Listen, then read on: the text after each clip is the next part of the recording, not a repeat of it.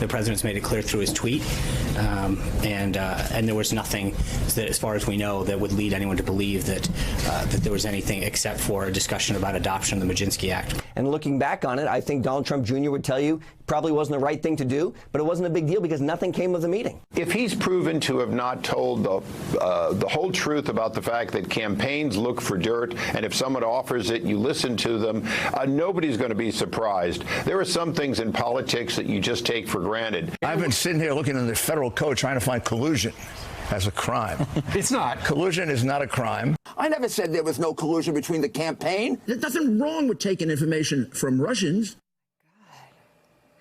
Wow. From the former mayor of New York City to the New York's current mayor, Democrat Bill de Blasio joins the show this morning.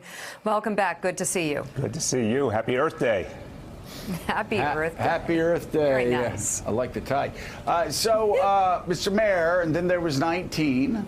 Seth Moulton got into the race this morning. On Wednesday, I suspect we will have Joe Biden jumping in to be the 20th announced Democrat challenging Donald Trump.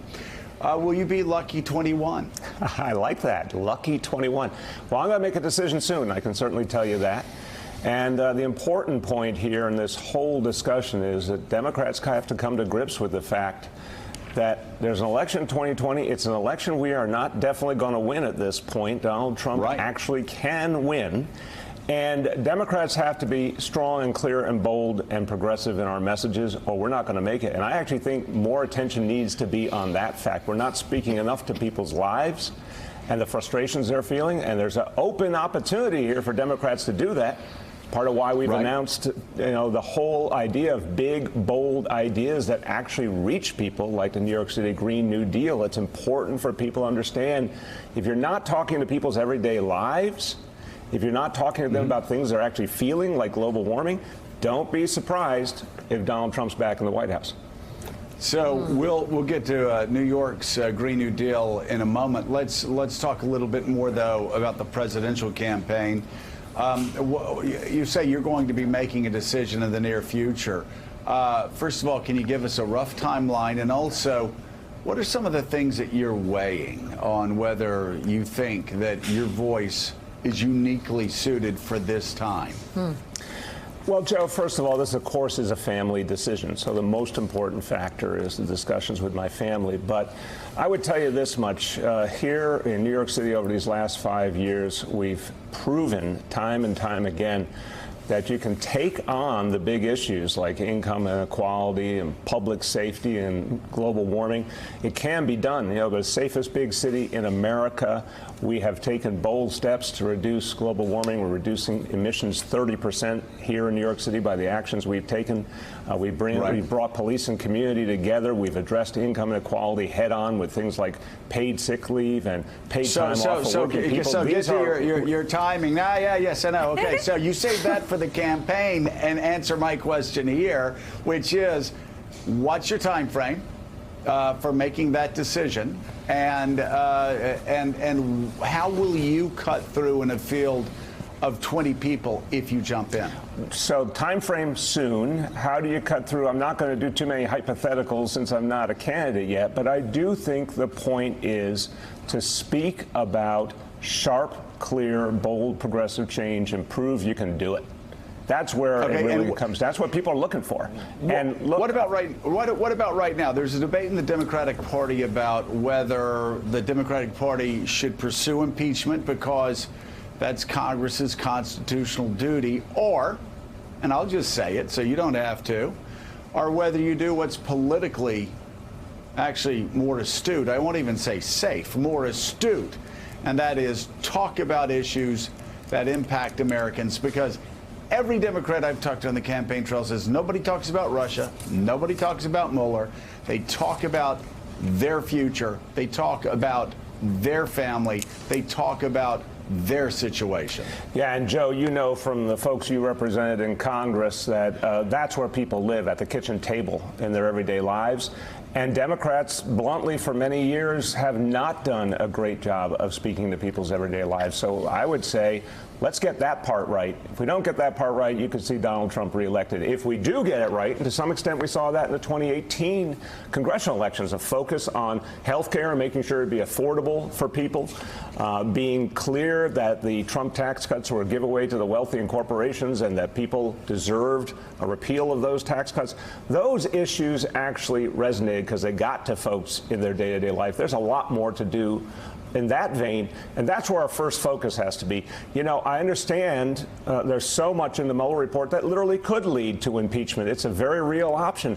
But while we don't know the future of the impeachment proceedings, we do know there's a scheduled election, and it's real soon. And if Democrats are not sharp and bold and speaking every day to people's lives, then don't be surprised if we get the wrong result. We have to learn this lesson finally. And I don't want folks to be so focused on their hopes around an impeachment proceeding that they forget to do the first thing we're here to do, which is to provide a vision of change. We have to be the party that says the status quo isn't working for everyday Americans. And we have to be sharp and bold. If people think we're just part of the status quo, we're just another elite, we're not going to win. If we say, here's how we break from that status quo, we're going to tax the wealthy at a much higher level. We're going to disrupt. We're doing things like we've announced here in New York City. I did it right here on the show. We're going to provide a guarantee of health care for all New Yorkers. Americans want to hear actual solutions like that.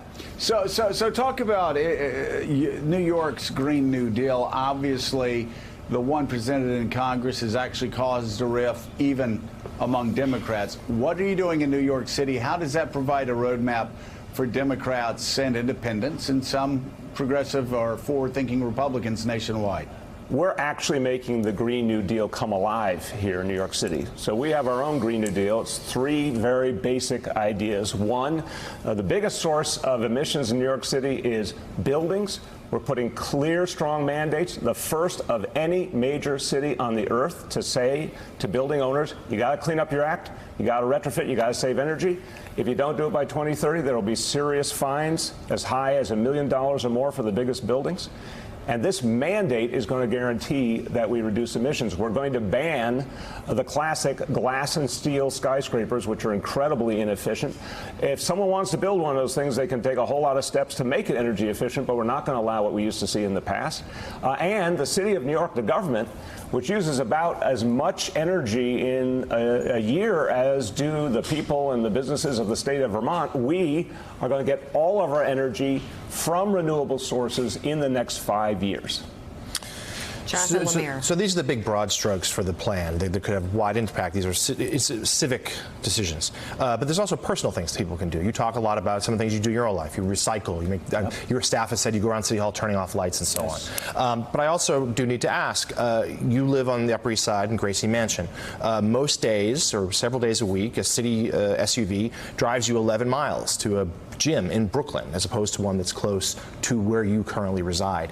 What sort of environmentally responsible example are you setting there, taking this drive in a car as opposed to going someplace nearby? So the example we're setting, first and foremost, let's look at this exact question before us. The plans we have put forward, we're acting on, will reduce emissions 30% in all of New York City by 2030. That's where we make huge change. To the question you asked, look, wherever I go in New York City, whether I take a subway, whether I go nearby or farther away to another borough, I have a security detail that follows me in their cars either way. So let's be clear, this is just part of my life. I come from that neighborhood in Brooklyn. That's my home. I go there on a regular basis to stay connected to where I come from and not be in the bubble that I think for a lot of politicians is a huge problem. But the fact is that those cars and that security detail are part of the life of being mayor of New York City. Switching gears, it was a sort of jarring headline for a lot of people in the year 2019 that we had a measles outbreak in New York City, in Brooklyn, not too far from where we sit. Can you give us an update on that? And also the efforts to sort of mandate vaccinations to people who have not received any, particularly children in that community. Jonathan, it was time to be very aggressive. And, you know, we tried hard to use the normal public health outreach outreach efforts and education efforts, but there's a strong anti-vaxxer movement that really was affecting particularly one of our neighborhoods in Brooklyn, Williamsburg, and we couldn't let that go unanswered. So I ordered that we would mandate vaccinations. Now, since that order, almost 1,000 kids have gotten vaccinated. That's a really good sign. And we believe over the next few weeks we'll see this crisis end. But we've had to close a few schools. In fact, the religious schools that had too many kids coming to school unvaccinated, we had to give out violations to individuals with real fines attached. This is not something you ever want to do, but measles can be fatal. Measles can cause brain damage. Measles should never be taken lightly for kids, and for a number of adults it can be a danger. So it was time to be tough and time to show there would be consequences.